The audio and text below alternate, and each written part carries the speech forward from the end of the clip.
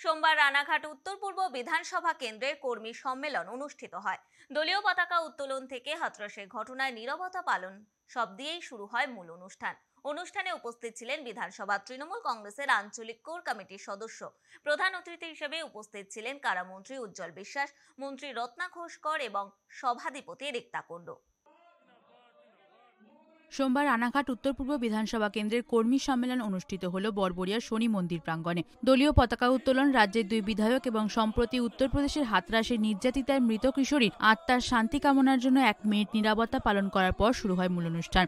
অনুষ্ঠানে উপস্থিত ছিলেন বিধানসভা তৃণমূল কংগ্রেসের আঞ্চলিক কোর কমিটির সদস্য, আঞ্চলিক নেতৃত্ব, নির্বাচিত সদস্যগণ, বুথ সভাপতি, প্রাক্তন তৃণমূলের নির্বাচিত সদস্যগণ, বিগত পঞ্চায়েত নির্বাচনে তৃণমূল কংগ্রেসের পরাজিত প্রার্থীগণ সহ আঞ্চলিক তৃণমূল যুব, ছাত্র, মহিলা নেতৃবৃন্দ।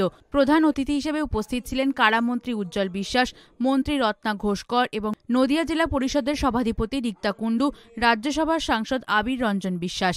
আগত সকল নেতৃত্ব, স্থানীয় জনপ্রতিনিধিরা 280টি বুথ থেকে কর্মী এসেছেন কিনা তা খতিয়ে দেখেন। অন্যদিকে আগত বুথ স্তরের কর্মীরা বিভিন্ন স্তরের নেতৃস্থানীয় জনপ্রতিনিধিদের নিয়ে আলোচনা করলে নানান অভাব অভিযোগের কথা। সমীর কুমার পোদ্দার জানান, শুধুমাত্র একজন প্রধান আসেননি, তবে বাকিরা প্রত্যেকেই উপস্থিত ছিলেন।